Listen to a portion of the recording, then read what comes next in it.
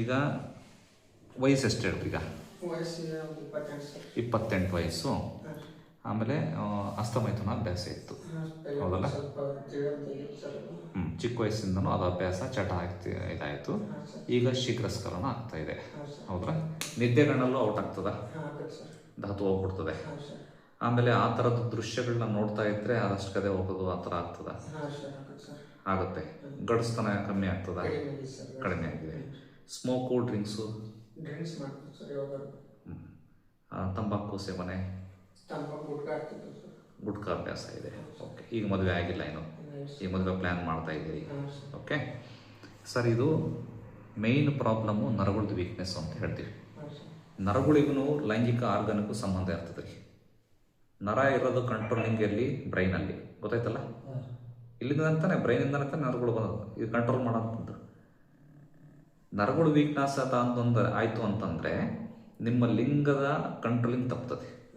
ನಿಮಗೆ ಗೊತ್ತಿಲ್ಲದಂಗೆ ನಿಮ್ಮ ಕಂಟ್ರೋಲ್ ತಪ್ಪಿ ಸ್ಖಲನ ಆಗ್ತದೆ. ಆಮೇಲೆ ನಿಮುರುವಿಕೆನೂ ಕಮ್ಮಿ ಆಗಿಬಿಡ್ತದೆ. ಇದಕ್ಕೆ ನರಗಳಿಗೆ ಬೇಕಾಗಿರೋಂತಹ ಕೆಲವು ಮೇಧ್ಯ ರಸಾಯನ ಮತ್ತು ವಾಜೀಕರಣ ಔಷಧಿಗಳು ಅಂತ ಇರ್ತವೆ. ಕೆಲವು ತಿಂಗಳುಗಳ ಕಾಲ ತಗೋಬೇಕು, ಅದ ನಂತರ ಮತ್ತೆ ತಗೊಳ್ಳೋ ಅವಶ್ಯಕತೆ ಇರಲ್ಲ. ಮ್ಯಾರಿಡ್ ಲೈಫ್ ಏನು ತೊಂದರೆ ಇಲ್ಲ. ಯೂಶುವಲಿ 4 ಮಂತ್ಸ್ ಕೊಡೋಂಥದ್ದು. ಬೇಕಿದ್ರೆ ಫಸ್ಟ್ ಒಂದೇ ತಿಂಗಳು ಯೂಸ್ ಮಾಡಿ ನೋಡ್ಬೋದು. ಒಂದೇ ತಿಂಗಳಲ್ಲೇ ನನಗೆ ಸಾಕು, ಪರವಾಗಿಲ್ಲ, ಸ್ಯಾಟಿಸ್ಫ್ಯಾಕ್ಷನ್ ಇದೆ ಅಂತಂದರೆ ನಿಲ್ಲಿಸ್ಬೋದು. ಕೆಲವರು ಸ್ಯಾಟಿಸ್ಫ್ಯಾಕ್ಷನ್ ಆದ್ರೂ ಕೂಡ ನನಗೆ ಇನ್ನೂ ಹೆಚ್ಚಿನ ಸ್ಟ್ರೆಂತ್ ಬೇಕು ಅಂತ ಕೆಲವರು ತಗೊಂಡು ಹೋಗ್ತಾರೆ. ಅದು ಆಮೇಲೆ ಅದ್ರ ಇಂಪ್ರೂವ್ಮೆಂಟ್ ನೋಡ್ಕೊಂಡು ಕಂಟಿನ್ಯೂ ಮಾಡಬೇಕು ಬೇಡ ಅನ್ನೋದನ್ನು ಆಮೇಲೆ ನಿರ್ಧಾರ ಮಾಡೋವಂಥದ್ದು. ಸೈಡ್ ಎಫೆಕ್ಟ್ಸ್ ಅಂತೂ ಯಾವುದೂ ಇರೋಂಗಿಲ್ಲ. Purely Ayurveda medicines. ನಿಮಗೆ ಏನೇ ಮೆಡಿಸಿನ್ಸ್ ಕೊಟ್ಟರು ಅದನ್ನು ನಾನು ತಿಂದು ತೋರಿಸ್ತೀನಿ. ಅದನ್ನು ನಾನು ತಿಂದು ತೋರಿಸ್ತೀನಿ. ಅಷ್ಟು ಸೇಫೆಸ್ಟ್ ಮೆಡಿಸಿನ್ಸ್ ಇರುತ್ತೆ. ಓಕೆನಾ? ತಲೆ ಕೆಡಿಸ್ಬೇಡ್ರಿ. ಮ್ಯಾರಿಡ್ ಲೈಫಿಗೆ ಏನೂ ತೊಂದರೆ ಆಗಂಗಿಲ್ಲ. ಓಕೆ. ಆಮೇಲೆ ಬಾಡಿ ಹೀಟ್ ಅನ್ನಿಸ್ತದ?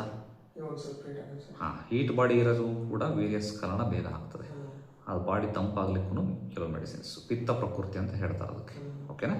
ನಾನು ಹೇಳ್ದಂಗೆ ಮಾಡ್ಕೊಂತ ಹೋಗ್ರಿ, ಸರಿ ಹೋಗ್ತದೆ.